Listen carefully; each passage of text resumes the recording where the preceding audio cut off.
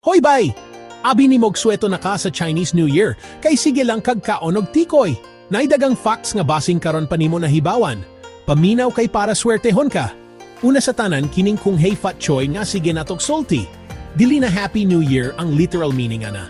Ang pasabot na, wishing you great wealth and prosperity. Sa ato pa, nang hinaot ka nga madato ang imong gistoryahan.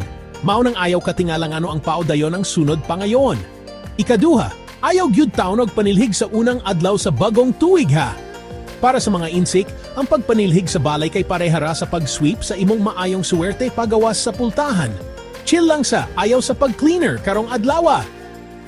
Ngano man yung puro pula ang dekorasyon. Sumala sa legend na ay monster nga si Nian nga manghasi kada New Year.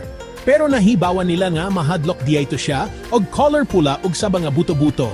Mao nang magpula ta para abog ang malas ug di malas. Ug kahibalo ba ka nga kining panahona ang pinakadako nga human migration sa tibuok kalibutan.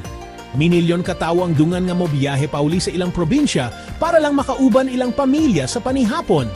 Grabe ang traffic ani. Bye! O, karon kailan na kasta inuod nga diwa sa CNE.